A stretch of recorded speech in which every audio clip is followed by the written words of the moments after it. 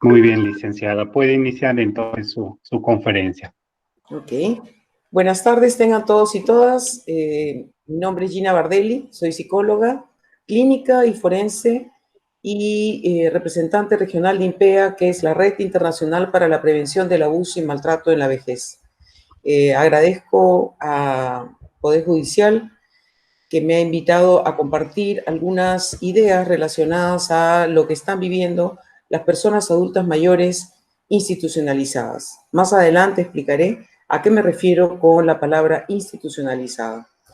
El motivo de la presentación del día de hoy está vinculado al Día Nacional de las Personas Adultas Mayores. Hoy, 26 de agosto, se conmemora en el Perú un aniversario más de esta fecha tan importante que permite identificar, resaltar y sobre todo alzar la voz para que las autoridades y la sociedad en su conjunto mire de una manera diferente a la población adulta mayor, la vea como poseedora de derechos, la vea como sujetos de derechos y no como objetos de protección. Entonces vamos a pasar con la ponencia y la pregunta que yo me hago en relación al día de hoy, 26 de agosto, es: ¿acceden a la justicia aquellas personas mayores en situación de dependencia y que viven en los CEAPAM? ¿Qué cosas son los CEAPAM? Son los Centros de Atención para Personas Adultas Mayores. Más adelante vamos a explicar qué cosa significa un CEAPAM y qué tipos de CEAPAM existen en nuestro país de acuerdo a nuestra legislación. Quiero empezar diciendo que la violencia en contra de las personas adultas mayores institucionalizadas es un maltrato invisibilizado, es decir, que no contamos en nuestro país con estadísticas que nos permitan conocer qué es lo que pasa dentro de estos centros de atención que antes se les llamaba asilos, se les llamaba residencia de larga estadía o se les llamaba hogares para adultos mayores. Entonces, todo lo que ocurre detrás de las paredes de estos centros está totalmente invisibilizado. Y más aún ahora, con la pandemia, no nos es posible acceder a información que permita saber cuántas personas adultas mayores contagiadas hay en estas instituciones. No sabemos cuántas personas adultas mayores que viven o que vivían ahí han fallecido a consecuencia de la COVID-19. No sabemos cuánto personal se ha contagiado del que trabaja con las personas mayores que están en estos centros. No sabemos cuál es la carencia de personal en este momento porque sabemos que algunos tuvieron que irse al trabajo remoto por factores de riesgo y por la edad. Entonces, lo que ocurre al interior de esos centros realmente es un misterio y eso nos lleva a mucha sospecha, ¿verdad?, de que algo está pasando. Por allí se han escuchado voces de algunas personas mayores residentes de algunas instituciones públicas de larga estadía que se han quejado diciendo que no se les brindan todos los elementos de bioseguridad, que dentro viven personas contagiadas con el virus, que no saben cuáles son los protocolos de seguridad y que realmente están preocupadas, ¿no? Entonces, para nosotros, para INPEA, que es una organización que vela por la erradicación o sea, que lucha en contra de la violencia hacia las personas mayores, que vela por los derechos de las personas mayores, es altamente preocupante que las autoridades no brinden información sobre este tema. Y por eso es tan importante abordarlo justamente en el Día Nacional de las Personas Adultas Mayores. ¿Por qué decimos que es invisibilizado este tipo de violencia? Porque las personas mayores dependientes, institucionalizadas, no tienen voz, se piensa que ya no tienen derechos, porque más bien para nosotros, las personas mayores que viven en esas instituciones son más bien vulnerables, no son vulnerables, sino más bien que son vulneradas en todos sus derechos. Entonces, por eso es que nosotros a través de esta presentación queremos que la ciudadanía tome una especial atención hacia esta población y exija, reclame, pida a las autoridades que se transparente la información y sobre todo que se proteja a esta población que vive en estas instituciones. Siempre es bueno hacer una revisión de cuál es el marco legal que está alrededor de las personas adultas mayores en relación a la violencia y sobre todo en aquellas personas que viven en estos centros de atención para ellas. La ley de las personas mayores, la ley 30364, que es la ley para prevenir, erradicar y sancionar toda forma de violencia contra las mujeres por su condición de tales y contra los integrantes del grupo familiar, producida en el ámbito público o privado, especialmente cuando se encuentran en situación de vulnerabilidad por razones de edad, situación física, como las niñas, niños, adolescentes, y esta ley hace especial referencia a las personas adultas mayores y personas con discapacidad. Entonces, tenemos esta ley que tipifica 4 tipos de violencia, y luego tenemos la ley de las personas adultas mayores que tipifica estas 4 violencias más una más, que es la violencia por abandono. En la ley 30364 se señala cuáles son esos espacios donde se produce la violencia. Y claramente dice, en una de ellas, que es aquella violencia que es perpetrada por agentes del Estado donde quiera que ocurra. Y estamos hablando de que puede ocurrir en estos centros de atención residencial o centros de larga estadía, ¿verdad? O centros geriátricos, también se les conoce por algunas personas. Entonces, el marco de la ley ya nos permite hacer una intervención, hacer una vigilancia, que es el rol de sociedad civil, ¿verdad? Para exigir que en estos centros se respeten los derechos de las personas mayores y que se vean los mecanismos para identificar situaciones de violencia hacia esta población, que en su mayoría son personas mayores en situación de dependencia. La ley 30490, que es la ley de la persona adulta mayor, en su artículo 6 dice en el soporte institucional que el Estado, las organizaciones de la sociedad civil, las familias y la persona adulta mayor son ejes fundamentales para el desarrollo de las acciones de promoción y protección de los derechos de la persona adulta mayor, especialmente de las acciones de prevención del maltrato y promoción del buen trato.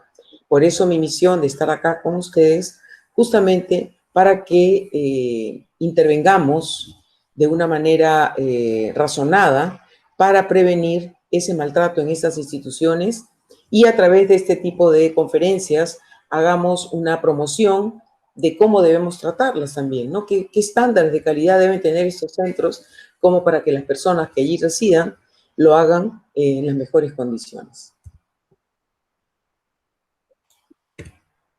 Bien, la ley 30364, que es la ley para erradicar la violencia contra la mujer y los demás miembros del grupo familiar, señala claramente que hay 4 tipos de violencia, ¿verdad? Física, psicológica, sexual y patrimonial. Muy bien. Dice que la violencia física son aquellas manifestaciones tales como golpes en diferentes partes del cuerpo, puñetes, patadas, empujones, jalones de pelo, bofetadas, maltrato por abandono, entre otros. Es decir, que para esta ley ha incluido ese tipo de violencia que está debidamente diferenciado en la ley de la persona adulta mayor, la ha incluido acá en la violencia física. En la violencia psicológica es aquella violencia que se evidencia a través de palabras, insultos, calumnias, gritos, desprecios, burlas, ironías, situaciones de control extremo, humillaciones, amenazas y otras acciones para menoscabar su autoestima. Y en el caso de la persona adulta mayor, para menoscabar su autonomía. ¿Ok? Por ejemplo, en el caso de la violencia psicológica, encontramos algo muy común en el caso de mujeres adultas mayores, que son obligadas por sus hijas, por sus nueras, a cuidar a los nietos, privándoles y negándoles la posibilidad de que salgan a interactuar con otras personas de su edad, por ejemplo, o con gente de otros grupos etarios, justamente para mantenerse activas, para mantener la sociabilidad. ¿Por qué? Porque le dicen que si no cuidan a los nietos, no les van a dar de comer. Eso lo he conocido yo de primera mano, no me lo han contado, y por eso es que lo comparto acá con ustedes. En el caso de la violencia sexual, además de los delitos de violación sexual y actos contra el pudor, incluyen actos que no implican penetración o contacto físico. Recordemos que también los hombres y mujeres mayores son víctimas de abuso sexual.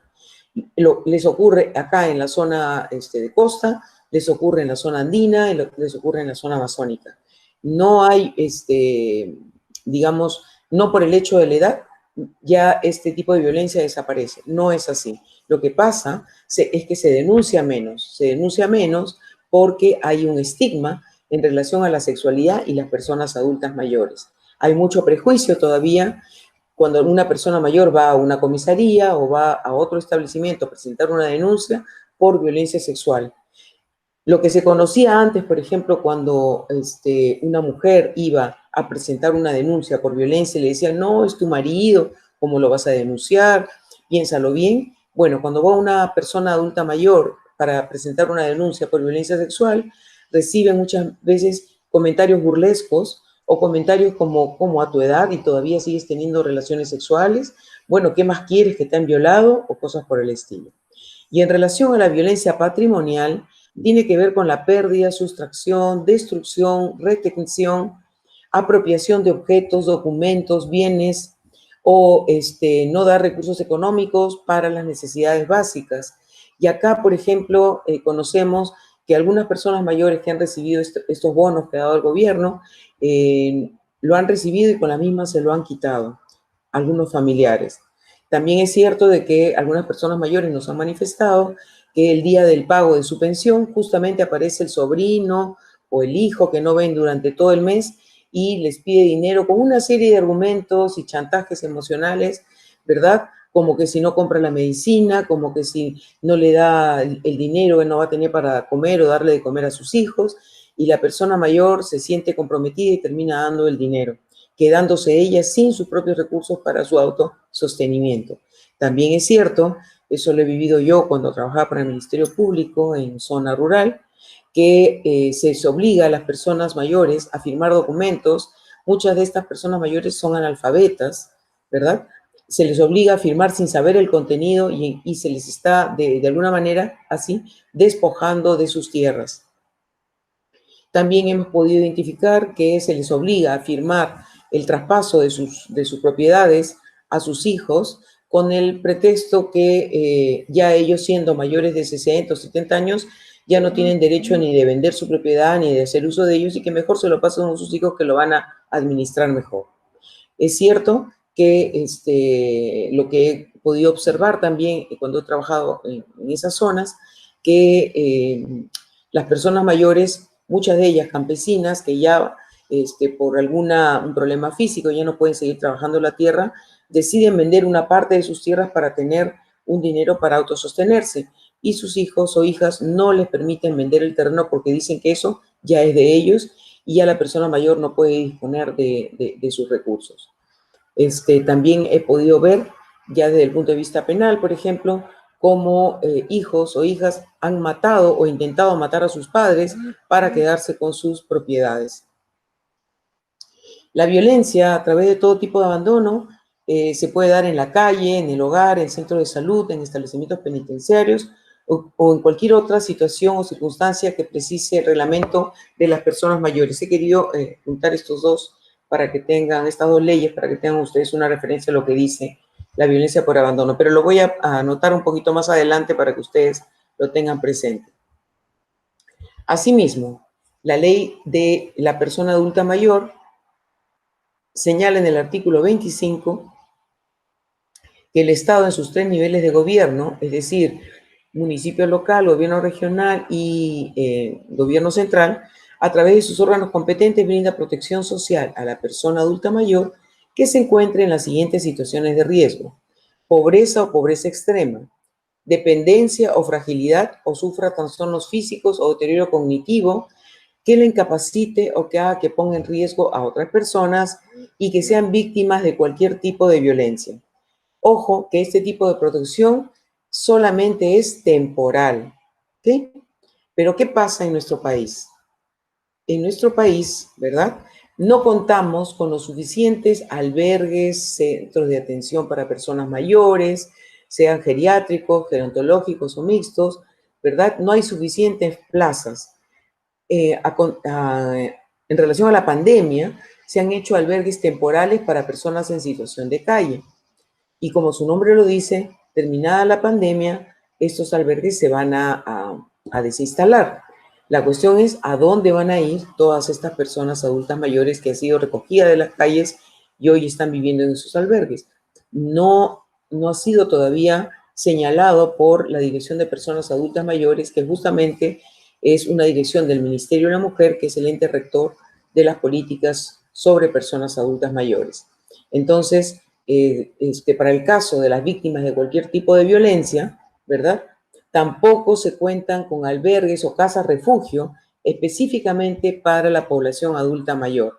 Entonces, bien difícil es para el Estado poder brindar realmente estas medidas temporales de protección porque no se encuentran los establecimientos disponibles para llevar a las personas mayores que estén en estas situaciones de pobreza o pobreza extrema, dependencia o fragilidad, o que sean víctimas de algún tipo de violencia. No contamos en este momento. Uno llama a la Dirección de Personas Adultas Mayores y manifiestan de que ya no hay plazas disponibles. Pero tampoco nos dicen, miren, de aquí a 6 meses vamos a contar o de aquí a 3 meses vamos a contar con plazas. No hay un tipo de respuesta de esa naturaleza, dejando realmente a la persona adulta mayor desprotegida. En relación al reglamento de la ley de la persona adulta mayor, señala claramente que es la definición de violencia. Se considera violencia contra la persona adulta mayor cualquier conducta única o repetida, sea por acción u omisión. Escuchen esto, por acción u omisión, es decir, porque efectivamente yo lo hago o porque dejo de hacer algo que le cause daño de cualquier naturaleza o que vulnere el goce o ejercicio de sus derechos humanos y libertades fundamentales, independientemente de que ocurra en una relación de confianza. Es decir, que este tipo de la violencia a las personas mayores puede ocurrir no solamente dentro del marco de la violencia familiar o del espacio familiar, sino puede ocurrir en otro tipo de espacios, como por ejemplo en el espacio en que le estén proveyendo algún tipo de servicio. Dice también, los operadores del sistema de administración de justicia e instituciones públicas, ante un hecho o amenaza de riesgo señalados en la ley, actúan de forma inmediata,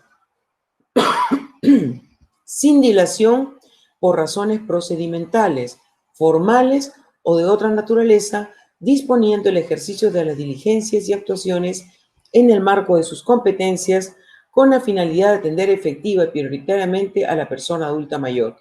Pero acá también hay una limitación.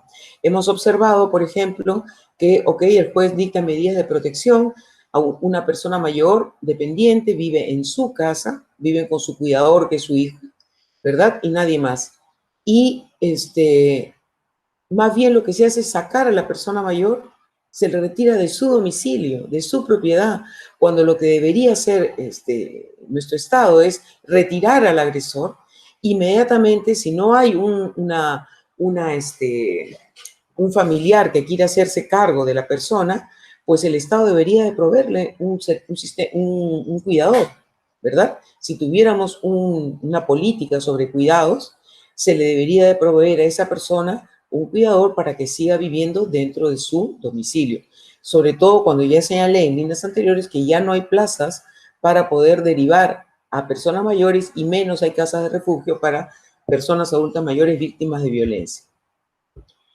Dice la ley, dice el reglamento de esta ley de la persona adulta mayor, que la violencia por abandono es la falta de acción deliberada, es decir, razonada, consciente, o no, es decir, que dejo de hacer algo por desconocimiento, para atender de manera integral las necesidades de una persona adulta mayor, privándola de alimentos, medicina, vestido, acompañamiento, vivienda, siendo este último caso la expulsión de las personas adultas mayores a la calle o abandonarlas en el hogar o abandonarlas en los centros de atención para personas mayores, abandonarlas en establecimientos de salud o en establecimientos penitenciarios, que son situaciones que ponen en peligro la vida y la integridad física, psíquica y moral de las personas adultas mayores. Entonces, ustedes que me están escuchando en este momento,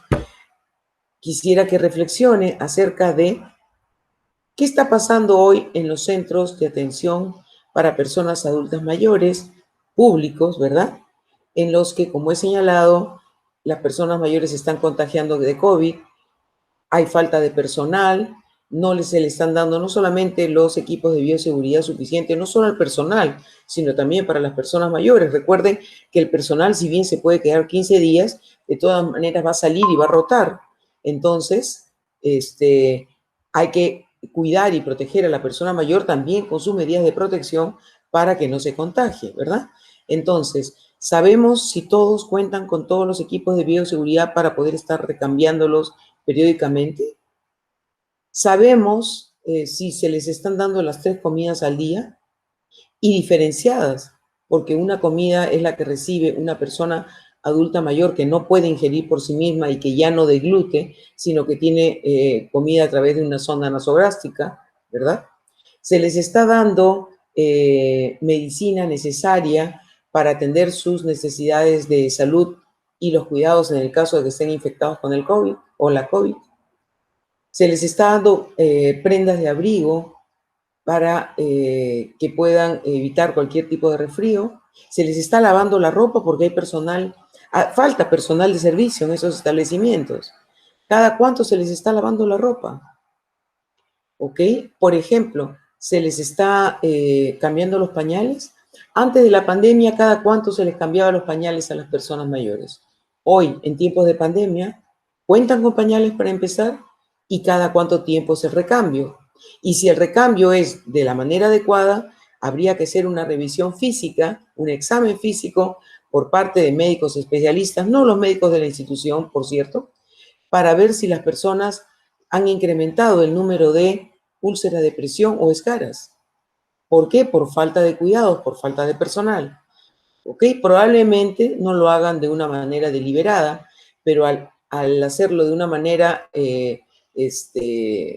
digamos, por negligencia o por omisión de cuidados, también estaríamos hablando de un tipo de violencia por abandono. ¿Ok?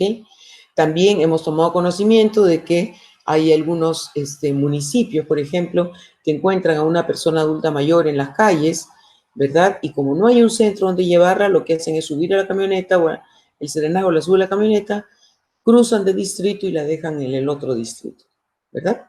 Ok, pasa ese tipo de cosas. También sabemos que hay personas mayores que son abandonadas en los establecimientos de salud. Eso, por ejemplo, es algo que no sabemos si a raíz de la COVID hay personas mayores que han llegado para que se les atienda, ¿verdad? Se han recuperado y ya no tienen a dónde regresar. Ese dato, no disponemos de esa información, ¿ok? Entonces, eso es bien importante a tomar en consideración. Quiero pasarles algunas notas periodísticas que han salido en los medios, que son realmente dignos de ser mirados con mucha atención. Convoca.p analizó las bases de datos sobre las defunciones en general de nuestro país y qué es lo que encontró. Que, por ejemplo, en Lima Metropolitana, Callao, Loreto, Ucayali y Piura, los decesos de las personas adultas mayores de 60 años a más se han duplicado y en otros casos se han triplicado durante el periodo de la emergencia sanitaria por la pandemia. Imagínense, triplicado. Esto es en comparación con las mismas fechas del año pasado y también han encontrado que en Lambayeque tienen un 815,3% de incremento las muertes de las personas mayores, de las personas de 60 años o más. ¿Ok? Entonces, esto nos tiene que llevar a reflexión. Tenemos que preguntar, tenemos que saber, ¿estas personas adultas mayores vivían dónde? ¿Con sus familiares? ¿Vivían en centros de atención para personas mayores o residencias geriátricas? ¿En dónde vivían? ¿Vivían solas? ¿No vivían solas? Todos estos datos son muy importantes para poder entender, digamos, la parte social del problema de salud de las personas adultas mayores, sobre todo en ese tiempo de pandemia. El doctor Huerta y otros profesionales destacados como él nos dicen que esta pandemia no va a terminar una vez que esté la vacuna. va a tomarse un tiempo más. Entonces, ¿qué vamos a esperar? ¿2 años, 3 años? ¿Y que sigan muriendo las personas adultas mayores? Que no sepamos focalizar dónde está ocurriendo el mayor riesgo de contagio para las personas mayores para poder actuar rápidamente. ¿Cuáles son estos centros de atención residencial en donde se está dando la mayor tasa de contagios? ¿Qué se está haciendo mal en estos centros de atención residencial para tomar las medidas de una vez para que el problema no continúe? Recordemos que las personas adultas mayores son la memoria histórica de nuestras poblaciones. Si ellos se va una parte de nuestra vida, de nuestra historia. Así queremos nosotros retribuirles todo el trabajo que ellos han realizado para que nosotros hoy disfrutemos de todas estas maravillas, digamos, de la tecnología, el acceso al Internet, de poder estar en este momento compartiendo desde un lugar remoto esta conferencia para otras personas que probablemente estén en otras partes del país. Ellos, estas personas de 60 años y más, han trabajado durante toda su vida para que nosotros gocemos hoy de esos beneficios. Entonces, no es la manera de retribuirles dejándolos abandonados en estos momentos, ¿no?, de pandemia. Tenemos que tomar acción inmediata. Perú 21. Mira lo que saca Perú 21. Anciano muere en asilo de Magdalena por COVID-19, pese a que dio negativo a 2 pruebas rápidas. Ya sabemos que las pruebas rápidas son un poco inseguras, ¿ok? Pero acá lo que llama la atención es que nuevamente encontramos el tema de la muerte en los asilos, ¿ok? Muere en ese asilo. Hay otras que han salido por el Facebook, ya no he tenido oportunidad de compartirla por acá, pero hemos sabido también de muertes en un asilo, así porque así lo pusieron en medio, un centro de atención residencial en el Callao, ¿verdad? Murieron y el resto todos estaban contagiados. El personal también, el personal lo abandonó. Solo se quedó el director y el director con otra persona más que era de servicio. Tenían que atender como 19 personas adultas mayores que estaban contagiados, es decir, necesitaban cuidados, medicina, que se les lave la ropa, porque en su mayoría era población dependiente. Entonces, vean ustedes la magnitud del problema y, sin embargo, en algunos casos sale la información en estos medios, pero no se toman las acciones debidas. No estoy diciendo que no se tomen alguna acción o que se llame por teléfono, porque eso es lo que hace el Ministerio de la Mujer a través de la DIPAM, llamar por teléfono, monitorear por teléfono, pero este tipo de intervenciones requieren no solamente que se vaya y se haga un despistaje de COVID, sino que se necesita que vaya el personal de salud para que vea no solamente la COVID, sino si hay enfermedades crónicas concurrentes. Se necesita saber si se les va a derivar y a dónde se les va a derivar. Se necesita que se prepare el protocolo para saber si se curan, si van a regresar a ese centro o a dónde van a regresar. Esas cosas no las tenemos claras, esos procedimientos no los tenemos claros. En Casma, 12 trabajadores de un asilo de ancianos dan positivo a COVID-19. 12, ¿ok? Eso significa que 12 trabajadores tienen que irse. Según lo que dice la normatividad, vamos a suponer que esos 12 trabajadores eran los auxiliares. Dice la norma, el reglamento de la ley de las personas mayores, que un auxiliar debe atender a 5 personas mayores. Entonces estamos diciendo de que 12 trabajadores van a dejar de atender a 60 personas adultas mayores. En la nota no dice quiénes van a reemplazar a esos 12 trabajadores. Imagínense que se vayan 12 de frente de un centro de trabajo, es un número altísimo, sobre todo con el trabajo esforzado que hacen los auxiliares, limpiarlos, bañarlos, cambiarlos, asear el espacio, también en lo que refiere a la práctica de enfermería, ¿no? Una enfermera está haciendo una curación, el personal auxiliar tiene que estar recogiendo todo para que quede todo el ambiente limpio, tienen que cambiar la ropa de cama, tienen que asear, voltear a la persona. Es decir, si se quedan con ese personal, ¿quién atiende a la persona mayor? ¿Quién la mueve de posición para que no se hagan las úlceras? ¿Quién le limpia las heces? ¿Quién le cambia el pañal? Entonces, esos son justamente violencia por abandono, por omisión, ¿ok? No estoy diciendo de que adrede no se les quiera brindar la atención. También es cierto de que a veces no encuentra personal, pero no, la noticia no nos muestra la solución al problema. Y si no nos muestra la solución al problema, podemos inferir que hay un gran grupo de personas adultas mayores que se han quedado sin el servicio. ¿Sí?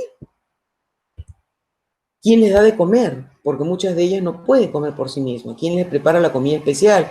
¿Quién se la licúa? ¿O quién le prepara lo que debe ir en la sonda nasogástrica, si es que lo que comen es una fórmula? ¿Ok? Esta otra noticia en el Trome. Alarma en asilo de San Borja por abuelito fallecido por coronavirus y otros 10 contagiados. ¿Ok?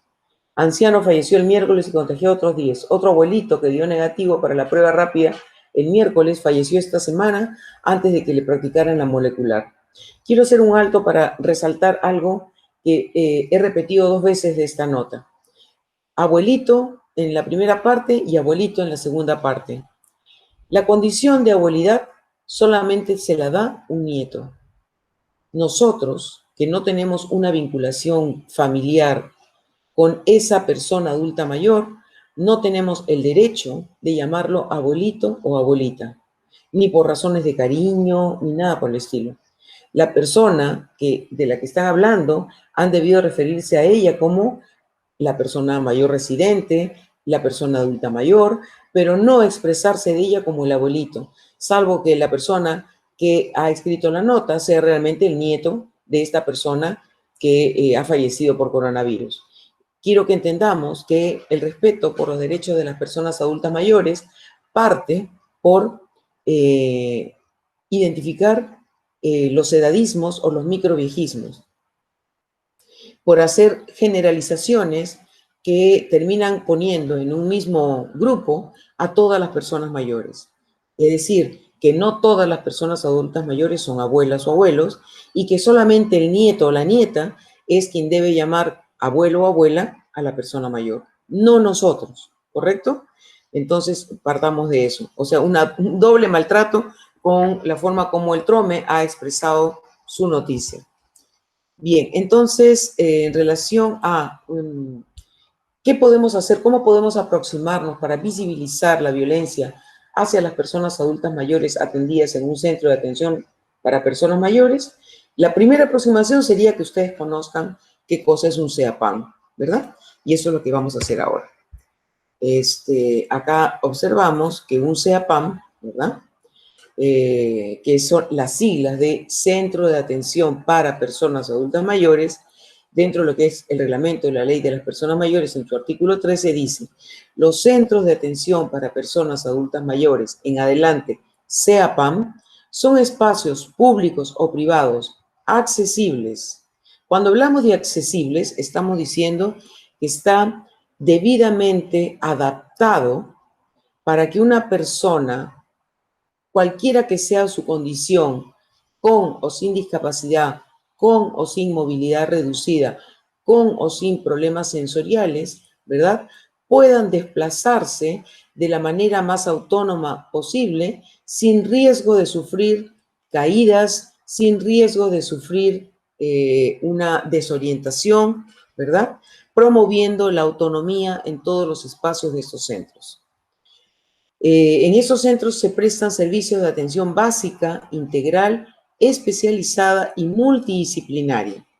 ¿Ok?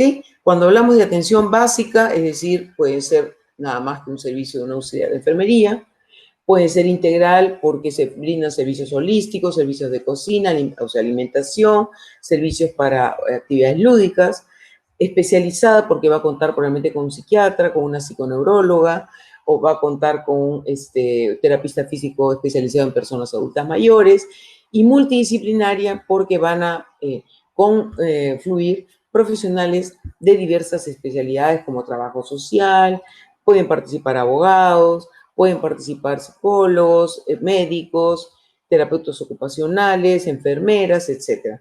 Y están dirigidos a ¿quiénes? A las personas adultas mayores autovalentes o dependientes, de acuerdo a sus necesidades de cuidado, promoviendo en todo momento la autonomía y la independencia. ¿Ok? Entonces, esto para que más o menos tengan ustedes claro qué cosa es un CEAPAM. Continuamos. ¿Qué tipos de CEAPAM existen en nuestro país de acuerdo a nuestra reglamentación? Existen los centros de atención residencial, llamados CAR. Y existe el CAR gerontológico, que es un centro de atención gerontológico en donde van las personas totalmente autovalentes, ¿verdad? Para realizar, para convivir o para permanecer un tiempo, digamos, pueden estar un mes, luego regresan a su casa. En esos sitios se hacen muchas actividades lúdicas, sociabilizar, en fin. Luego están los CAR geriátricos. Como su nombre lo dice, allí van personas ya con síndromes geriátricos, es decir, con demencias y con otro tipo de discapacidad, ¿verdad? Que requieren de una atención especializada. Luego tenemos el CAR mixto, es decir, un CAR donde van personas autovalentes y también personas dependientes. Luego tenemos los centros de atención de día o centros de atención diurna, que son aquellos justamente en donde van las personas en un horario de día, entre 8 a 5 de la tarde, donde pueden recibir también atención especializada, pero que retornan a su hogar a partir de las 5 de la tarde. Hay algunos que quedan de media jornada, otros que son de día completo, pero en la noche generalmente regresan a su casa, por eso se llaman centros de día. Pueden ser gerontológicos, geriátricos o mixtos también. Y luego están los centros de atención de noche, que vienen a ser estos centros para aquellas personas mayores que están en situación de calle, que es justamente el modelo que tiene la Municipalidad de Lima junto con la Beneficencia en la Plaza de Toros, y hay otro que creo en un distrito de Lima Sur también se ha creado, que en el caso de la Casa de Todos es este centro para personas que viven en situación de calle. Y si ustedes habrán notado, he dicho personas, no he dicho personas adultas mayores, he dicho personas porque en este centro, que es la Casa de Todos, van personas de todas las edades. No se ha abierto un centro especializado para personas adultas mayores. Y esto debería llamarnos, digamos, poderosamente la atención porque una persona adulta mayor que vive en calle y que a lo mejor tiene algún tipo de patología neurológica, algún tipo de deterioro, puede estar a merced de otras personas de menor edad con algunos trastornos de personalidad y que podrían ejercer algún tipo de violencia contra aquellas personas en una situación de riesgo y de mayor vulnerabilidad, ¿no? Entonces, hay que tomar en consideración esto. Pero esto es, digamos, lo que señala nuestro reglamento. Así es como están tipificados estos centros. Vamos a la siguiente. He querido traerles estadísticas específicas sobre situaciones de violencia en los centros, en los CARPAM, ¿ok? Pero no disponemos de esa información.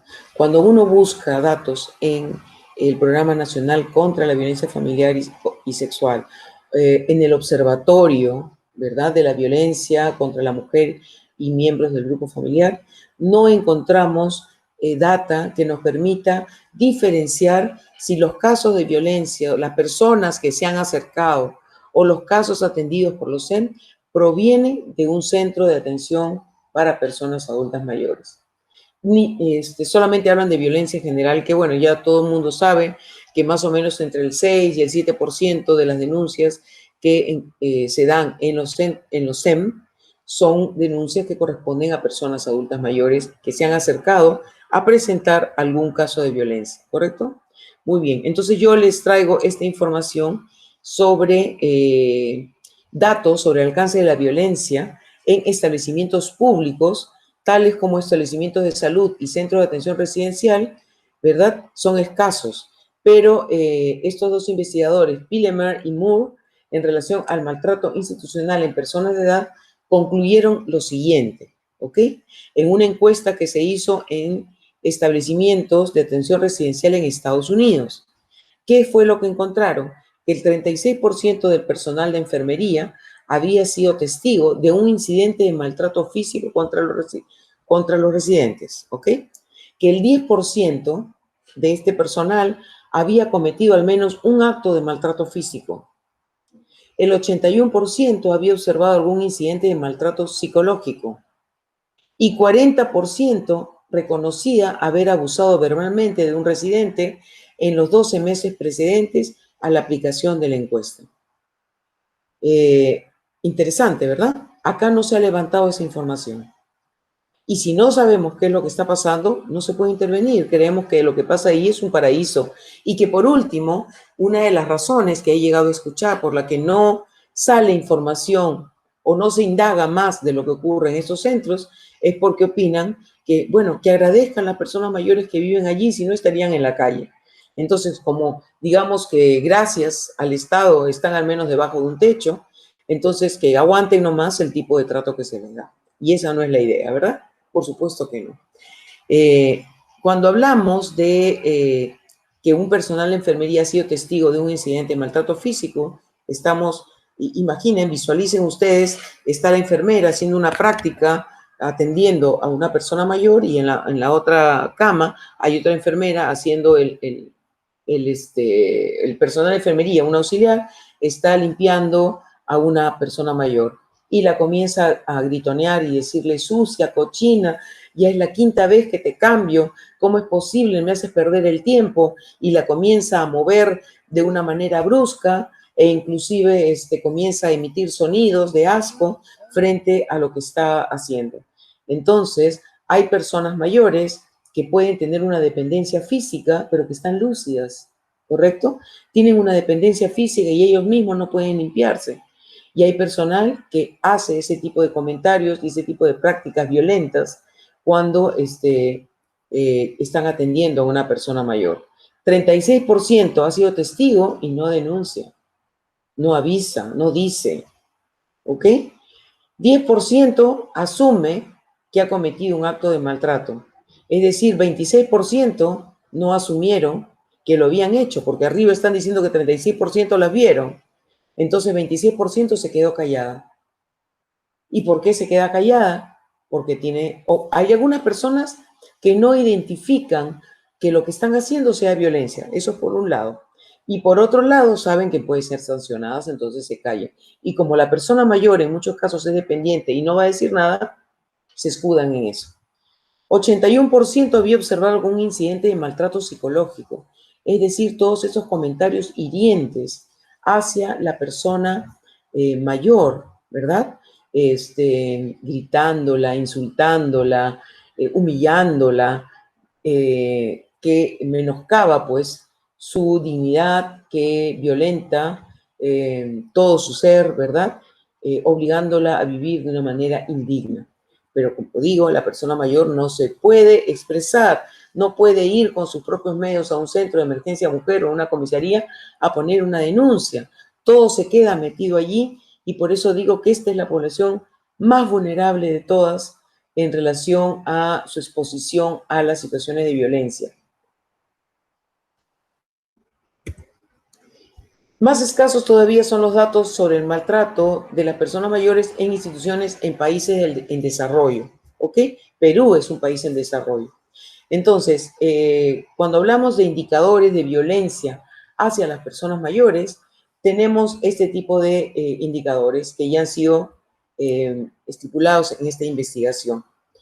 Ojo, que ha sido resaltado por la Organización Mundial de la Salud. Entonces, un acto de violencia es amarrarlos, ¿ok? Amarrarlos y mantenerlos amarrados todo el día. Esto ocurre. Esto ha ocasionado, por ejemplo, fracturas, porque la persona mayor se mueve y como hay ya fragilidad en el cuerpo, probablemente haya una menor densidad ósea, frente a un movimiento brusco, la persona se puede dislocar o se puede fracturar. Y muchas de ellas no son llevadas a un establecimiento de mayor complejidad para que les venden el brazo. Algunos, inclusive, como la persona mayor no se queja de dolor, se queda con el bracito fracturado, soldándose mal y terminando en posiciones que ya sencillamente no puede mover ese brazo. También otro indicador de violencia hacia las personas mayores en estos establecimientos es atentar contra su dignidad. ¿Y esto qué significa? Por ejemplo, que no se les cambie la ropa sucia. Esto sería para nosotros abandono, ¿correcto? Impedirles que tomen sus propias decisiones en los asuntos de la vida cotidiana. Hay muchos establecimientos donde viven CEAPAM, donde viven personas mayores que están lúcidas y nadie les pregunta absolutamente nada sobre qué actividades quieren realizar, llegar a un consenso sobre el tipo de alimentación o sobre el canal de televisión que quieren ver o qué opinan sobre el régimen de visitas o sobre el régimen de salidas. No se les toma opinión para nada. Inclusive sé de algunos establecimientos que no se les ha preguntado sobre qué están opinando en relación a la pandemia, sobre si consideran que hay buenas medidas de aislamiento en relación a los equipos de bioseguridad, cómo están haciendo en su día a día. No se les toma en cuenta para nada, ¿ok? Y no se les permite tomar decisiones. Me llamaron a mí, me llamó un familiar de una persona mayor que vive en un establecimiento público de larga estadía para decirme que el señor se había contagiado, ¿verdad? Y que había sido derivado dentro de la misma institución del establecimiento a un piso, a otro piso, y que las comodidades que el señor tenía en su habitación, porque el señor estaba en una parte que pagaba, digamos que sus comodidades como su televisor, su teléfono fijo, algunos objetos personales, nada de eso se le permitió llevar a su habitación en donde iba a estar en aislamiento, ni tampoco se le permitió que la familia le lleve un celular. O sea, el señor estuvo aislado por lo menos una semana, ¿verdad? Hasta que por insistencia, llamadas telefónicas que se le hizo a la directora, señalando que se estaba violando su derecho a la información, a la comunicación, se le permitió que la familia le lleve un celular.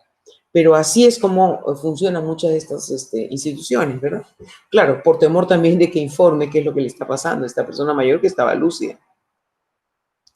Negarles una buena atención de calidad, una buena asistencia, como señalé, que se les mueva periódicamente para que no se le formen úlceras de presión, úlceras de decúbito, ¿verdad? Esas que se forman en la espalda, que llegan hasta el huesito, cuando no se le mueve a la persona adulta mayor. La piel se adelgaza tanto y el hueso comienza a frotar, que terminan rasgándose, se infectan, y la persona mayor termina, pues, algunas falleciendo por causa de una infección generalizada. ¿Por qué? Por una omisión de una buena asistencia. También se les brinda o se les da medicación excesiva o insuficiente, o se les retiene la medicación que necesitan. Esto es cierto. Si hay alguna persona adulta mayor que está ocasionando mucho problema, ¿verdad? Se les da muchas veces medicación para sedarlas, pero eso también es una práctica violenta. No se busca la razón por la cual la persona está irritable, está fastidiada, no. Lo más fácil es darle una medicación para sedarlas. Y esa sedación día tras día va a ocasionar definitivamente una afectación en su estado cognitivo, ¿verdad? También es cierto de que, ok, no llegaron pues las medicinas para la diabetes, qué pena, pues esta semana no se le da. Y como no se le da, entonces sus niveles de diabetes se descompensan y esto va a afectar otros órganos, ¿verdad? Y la va a poner más en riesgo de contagiarse con la COVID, ¿sí? Y también desatenderlos o someterlos a malos tratos emocionales. También he visto, ¿verdad?, que el personal a veces como que tiene algunas conductas de venganza frente a aquel residente que osó denunciarlos. Y como tuvo el atrevimiento de denunciarlos por violencia, entonces se le limitan los servicios a esa persona mayor. ¿Ok? Eso pasa, eso pasa. Muy bien. Para Caballero, señala que las principales categorías de maltrato en las residencias a personas mayores son las siguientes. Infantilización, es decir, que lo tratan como si fuera un niño irresponsable en el que no se puede confiar, ¿verdad? ¿Ok? Entonces, es decir, lo vuelven dependiente. Así como señalé hace un momento, que solamente un nieto puede llamar abuelo a su abuelo, ¿verdad? Nosotros no podemos referirnos a una persona mayor, por ejemplo, en estado de dependencia, como que se trata de un niño. No es un niño, es una persona adulta mayor con derechos, ¿correcto? No es un niño.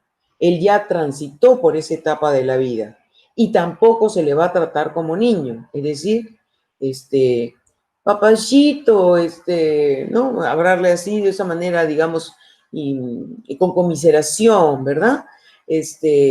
Y come lo que te he servido y esto es, y te vas a poner esta ropa porque yo ya lo decidí, sin preguntarle si se quiere poner tal o cual cosa, si quiere ir, en vez de ir a la sala de juegos, quiere ir a pasear por el patio, en fin. ¿Por qué? Porque no se le pregunta su opinión. El otro aspecto tiene que ver con la despersonalización, ¿ok? se proporcionan servicios de acuerdo a criterios generales y no de acuerdo a las necesidades particulares. Es en esta etapa de la vida donde se da la mayor heterogeneidad en cuanto a cómo envejece, cómo es la vejez de cada persona que llega a esa etapa de la vida. Entonces, en un establecimiento, yo no puedo ofrecer para todos talleres de labores y castigarlos si es que no quieren ir, ¿verdad? ¿Y cómo te castigo? No te doy pase de salida, pues. Bueno, antes de que ocurriera la pandemia, ¿no? ¿Y por qué? Preguntan, ¿pero por qué? ¿Por qué tú no quieres asistir al taller de costura? ¿Pero por qué me van a obligar a ir a un taller que nunca me ha gustado la costura? ¿Alguien me ha preguntado qué tipo de taller es el que yo quiero? ¿Alguien me ha preguntado mi opinión? Nadie, ¿ok? Entonces, ¿por qué? Porque más prima el interés institucional que el interés de la persona que vive en esos establecimientos, ¿ok? Porque la atención no está siguiendo el modelo de atención centrada en la persona, que es un modelo de atención humanista, ¿verdad? Centrado en brindar lo mejor y atendiendo las diferencias, ¿ok?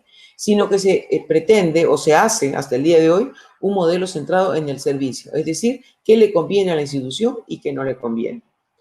Otro tipo de maltrato que señala Caballero es la deshumanización, es decir, que no solamente se le ignora, sino que se le despoja de su intimidad, de su capacidad para asumir responsabilidades de su propia vida. Y esto es algo que han señalado muchas personas mayores. En varios de estos centros, las personas mayores viven en salas comunes, ¿ok?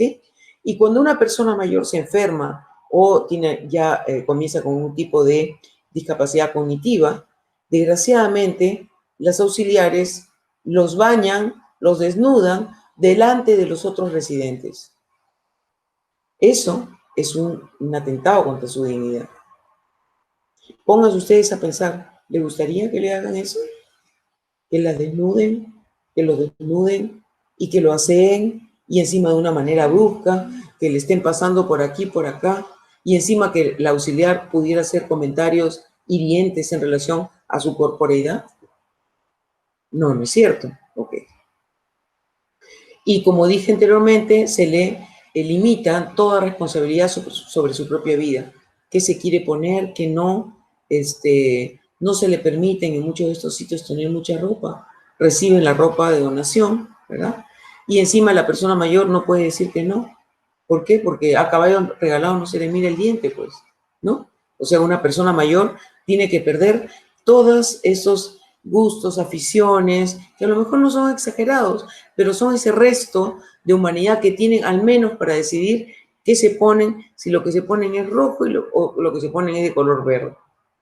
Y luego está el otro aspecto relacionado con la victimización, que son ataques a la integridad física y moral mediante amenazas, intimidación y agresiones verbales, robo, chantaje o castigos corporales. Porque eso se da también en esos establecimientos. Pero ustedes dirán, pero Gina, ¿y tú cómo sabes de esto? Bueno, les contaré que cuando yo salgo de la universidad, mi primer trabajo fue en un centro de atención residencial de larga estadía, un establecimiento público. He estado allí 6 años, de tal manera que conozco desde adentro cómo es que funciona.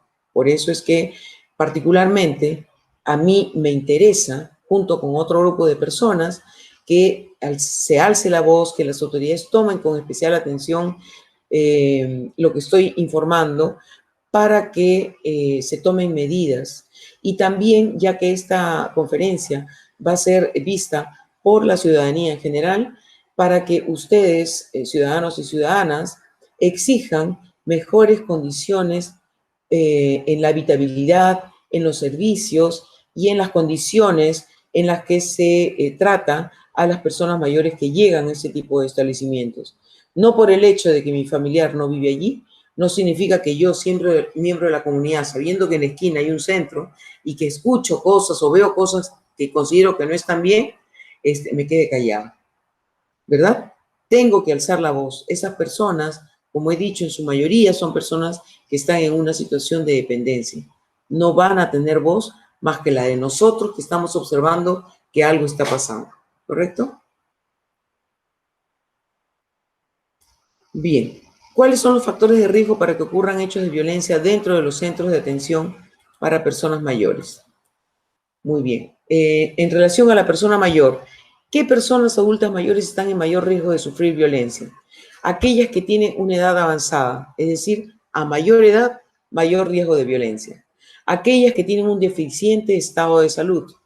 Aquellas que tienen incontinencia, ya les he mencionado algunos casos, aquellas que tienen incontinencia vesical o incontinencia intestinal, ¿verdad? Son aquellas más propensas a ser insultadas, a ser zamaqueadas o a ser abandonadas porque nadie las quiere limpiar.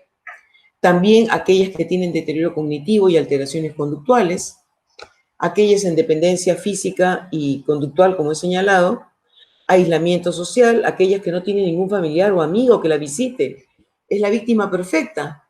Es decir, cuando uno tiene un amigo o alguien de la comunidad sensibilizado que dice, vamos a preguntar en el asilo de las hermanitas de los ancianos desamparados, ¿cuántas personas de las que viven allí no reciben a nadie para ir nosotros a brindarles una compañía? ¿Ok? O en el otro asilo que no sabemos quién lo dirige, pero sabemos que es público, vamos a preguntar quiénes no reciben compañía para que el personal sepa que hay alguien de la comunidad que está velando por ellos, que hay alguien de la comunidad que va a estar mirando si la persona está con moretones o no, o si vamos a estar mirando si la persona, cuando yo la trato de abrazar, se queja porque algo le duele. Y si le pregunto por qué le duele o cómo le pasó, no me sabe dar una explicación. ¿Correcto? Eso significa que probablemente la estén zamaqueando, le haya ocasionado tal vez una fractura, que le está ocasionando el dolor, pero como la tienen amenazada, la persona no va a decir nada, porque sabe, le han dicho, que si denuncia, entonces van a hacer todo por botarla del establecimiento. Y muchas de las personas que llegan allí, llegan justamente porque hay una vulnerabilidad social. Saben que si salen de ahí, ¿a dónde van a ir? ¿Sí? Entonces se quedan calladas. Y de eso abusa justamente el maltratador que trabaja en ese tipo de instituciones. Y también respecto a la personalidad de la persona adulta mayor. Es decir, hay trastornos de personalidad que acompañan a una persona a lo largo de su vida, trastornos que son muy difíciles de manejar, algunos inclusive con tratamiento psicológico no remiten, o sea, permanecen en el tiempo, y eso hace que sus relaciones sociales sean unas relaciones conflictivas, ¿verdad? Entonces, también eso provoca muchas veces que el personal no quiera atenderlos porque se trata de una persona con la que están en conflicto permanente. En relación a las personas que atienden, porque ya les he mencionado, ¿verdad? Que hay una víctima, hay un victimario, que puede ser el personal de salud, ¿verdad? O el personal que acompaña, ¿verdad? O en el caso de que sea una persona mayor en condición de deterioro que vive en su casa y que tiene un cuidador o cuidadora, puede ser un cuidador familiar. Ok, ¿cuáles son esos factores de riesgo para que este cuidador o cuidadora ejerza violencia contra la persona mayor con las características que les he mencionado? Primero, que sea un personal con baja formación geriátrica y gerontológica. Cuando hablo de formación geriátrica, es decir, que no tiene conocimientos acerca de qué cosa es una demencia, cómo evoluciona una demencia, cuáles son los cambios conductuales o los cambios físicos que va a tener la demencia u otra enfermedad, si se va a discapacitar o no, ¿verdad? De tal manera que la persona que atiende, al no tener esos conocimientos, puede pensar que la persona está comportándose de tal o cual manera por fastidiar al cuidador, ¿ok? Luego, no tiene formación gerontológica para entender qué cosa es un proceso de envejecimiento, cómo es la etapa de la vejez o qué tipo de actividades poder realizar con la persona mayor justamente para evitar los conflictos, ¿verdad?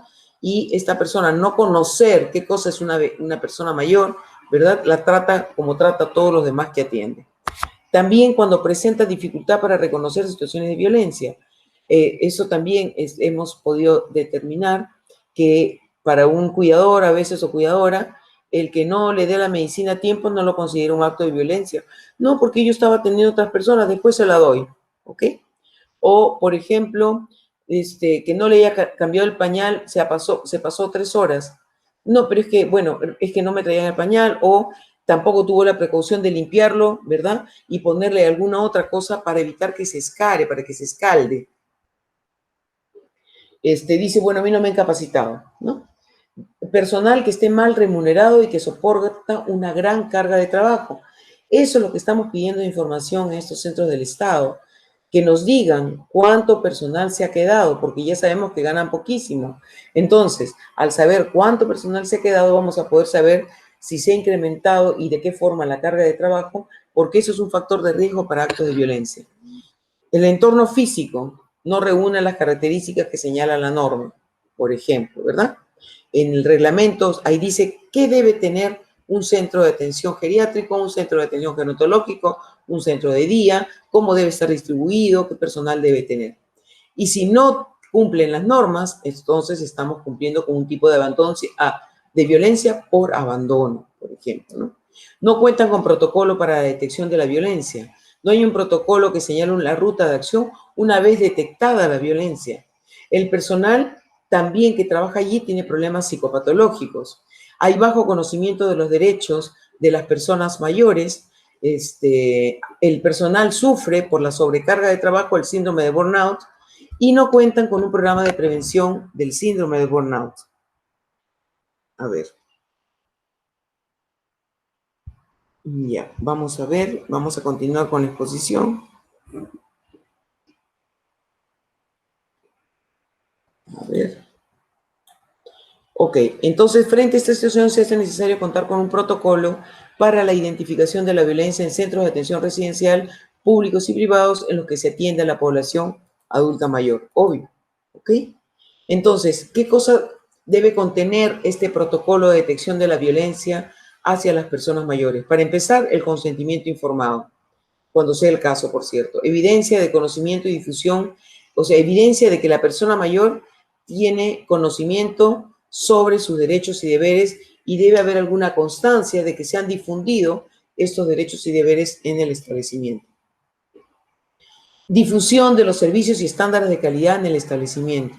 Esto es muy importante. Si estamos hablando de que existe la violencia por abandono y la violencia por abandono tiene que ver con la mala calidad de un servicio, entonces tiene que estar claramente determinado qué es tener un establecimiento con buena calidad. Hace unos días encontré que, por ejemplo, en Inglaterra, ¿verdad?, existe un centro, un establecimiento que es un centro de evaluación de la calidad de los centros de atención para personas adultas mayores. Imagínense ustedes, es un centro diferenciado, privado, pero que es recurrido por el Estado y por supuesto por las familias, ¿verdad?, para saber qué establecimientos reúnen todas las condiciones de calidad que no van a maltratar a la persona mayor y que le van a brindar todos los servicios que requiera para que esa persona mayor siga viviendo con dignidad, ¿correcto? Entonces, nosotros también estamos propiciando de que haya una entidad reguladora aparte de la propia Dirección de Personas Adultas Mayores para que haga la evaluación de calidad de los servicios geriátricos, gerontológicos, centros de día, centros de atención de noche. También consideramos que en este protocolo de detección de la violencia tienen que haber algunos elementos que permitan evidencias. ¿Y cómo vamos a conseguir las evidencias? A través de videocámaras, para tener videos, ¿verdad? Estas videocámaras instaladas en todos los lugares comunes y también en la parte donde viven, duermen, donde están las personas en situación de dependencia para identificar prácticas maltratantes, verbalizaciones maltratantes. Usted que me está escuchando, exija que si va a poner a un familiar adulto mayor en un centro de atención privado, verifique que tenga cámaras de videovigilancia y que usted va a solicitar cada cierto tiempo que le manden el video de cuando están atendiendo a su familiar en ese tipo de establecimiento. Lo mismo hay que exigirle al Estado, al gobierno, que ponga en los centros públicos, ¿ok? Luego es necesario que se haga un listado de cuáles son esas actitudes y relaciones, primero, que no son maltratantes entre el trabajador y la persona mayor, y luego poner cuáles sí lo son, y hacer una lista de chequeo para poder llegar de una manera inopinada o a través de la cámara de vigilancia estar viendo si lo que está haciendo son prácticas maltratantes o no, ¿ok? Si no hay una relación cálida de soporte, por ejemplo, cuando le dé de comer, que lo esté mirando a los ojos, ¿verdad? Cuando le esté acompañando en algún momento, que le esté cogiendo de las manos o que le esté agarrando cariñosamente en alguna parte de su cuerpo, ¿verdad? Que lo permita a la persona mayor sin que esto se constituya un toque que lo afecte, toques que lo afecten. Muy bien. ¿Qué más? La idea es que a través de un protocolo se establezca la relación causal entre el comportamiento del trabajador y la potencialidad del peligro físico, psicológico para la persona mayor, ¿verdad? Esto es algo muy importante. Vamos a pasar a la siguiente. Entonces, para concluir mi presentación, quisiera señalar que dentro de los problemas identificados para poder hacer una buena detección de la violencia hacia las personas adultas mayores institucionalizadas en estos centros de atención, que pueden ser centros de atención residencial, centros de día, centros mixtos, gerontológicos, geriátricos, ¿verdad? Es necesario que haya una ficha de valoración de riesgo de violencia para personas adultas mayores con deterioro cognitivo o en situación de dependencia que vivan en esas instituciones o que vivan con la familia, porque actualmente la ley en contra de la violencia hacia la mujer y demás integrantes del grupo familiar cuenta con una ficha de valoración de riesgo de violencia hacia la persona mayor, pero básicamente es para la persona adulta mayor autovalente, no para la persona mayor dependiente, ¿ok? Entonces falta desarrollar esa ficha. Luego hay que exigirle al Ministerio de Justicia al Ministerio Público,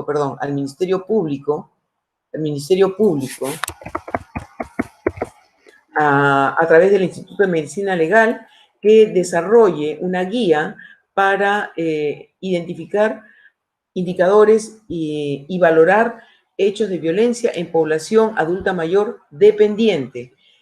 Esto es muy importante. Es muy diferente valorar a una persona herida que llega al establecimiento, ¿verdad? ¿Ok?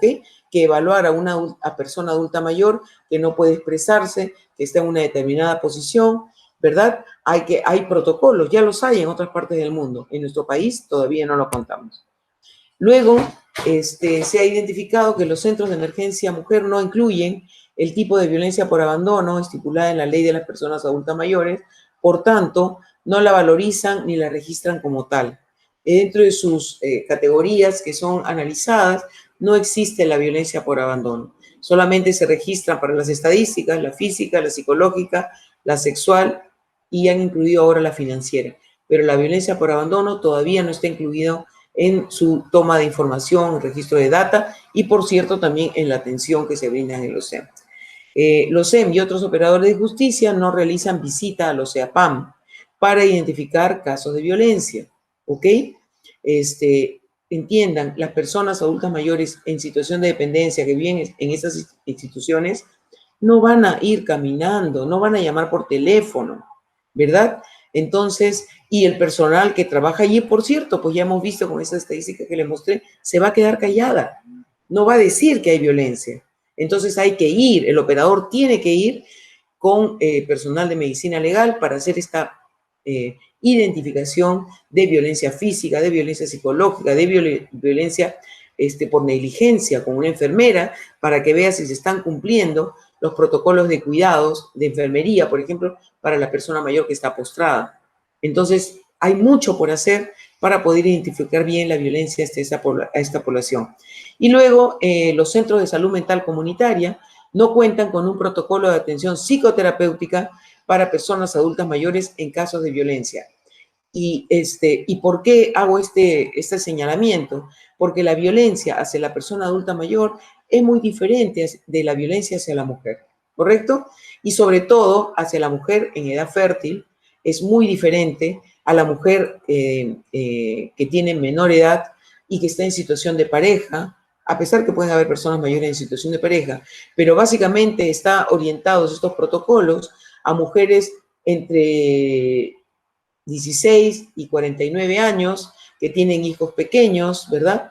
Y que básicamente están por el tema de violencia de género. En el caso de la persona adulta mayor, no es la pareja el mayor perpetrador de violencia hacia la persona mayor, sino son básicamente los hijos y las hijas. Y a partir de eso, la violencia se configura de otro tipo de manera. Hay otro tipo de pensamientos y de emociones asociadas a cómo voy a denunciar a mi hijo, ¿ok? Y por lo tanto, la intervención en relación a la culpa, en relación a la magnitud del daño psicológico ejercido o generado en la persona mayor porque un hijo le haya quitado una propiedad o porque un hijo le haya pegado o la haya recluido y no le dé alimentos, es muy diferente al efecto que tiene en una mujer de las características que le señalé en su momento. Entonces, eso también es un reto para adelante, sobre todo, qué tipo de atención psicoterapéutica le vamos a brindar a aquellas personas adultas mayores que son víctimas de violencia en los establecimientos de larga estadía, ¿ok? Entonces, dejo estas inquietudes para que sean tomadas en cuenta por la Comisión de Justicia, esta Comisión de Poblaciones Vulnerables de Justicia, ¿ok? Una comisión muy importante porque es la que ha estado haciendo señalamientos de cómo hacer que la población vulnerable acceda a la justicia. Pero como digo, no solamente es suficiente que acceda a la justicia, sino que alcance justicia. ¿Okay? Y quiero cerrar mi presentación con esta frase, este pensamiento de Menio en el año 96. Dice que el mayor riesgo de malos tratos se produce en los pacientes que más cargas de trabajo generan. Es decir, cuanto más inválida y dependiente es la persona, mayor es el riesgo de sufrir malos tratos. Lo he escrito tal y cual lo señaló este profesional Menio en el 96. Hoy es cierto, ya no se le dice persona inválida, ¿verdad? Se le dice de otra manera. Pero yo he querido tomar textualmente para señalar que ya en el año 96 estaban poniendo la voz de alarma de que estas personas que generan más carga de trabajo son las más propensas a recibir violencia. Esperemos que el próximo año, el 26 de agosto del año 2021, no tengamos que repetir este tipo de mensaje, que más bien nos dediquemos a hablar del buen trato que se está brindando en las residencias de larga estadía, en los centros de atención para personas adultas mayores. Esta labor no es solamente de los operadores de justicia, lo he señalado anteriormente, esta es una labor compartida también con la sociedad civil, también con la academia, ¿verdad? También con las empresas, porque las empresas son las que ofrecen servicios de atención residencial privado y tienen que ofrecerlos con los mayores estándares de calidad. Seguiremos mirando con atención estos temas y para aquellas personas que quieran comunicarse conmigo me pueden escribir a ginabardelli@yahoo.es. Muchas gracias por su atención y yo siempre encantada de poder compartir estos temas con toda la población.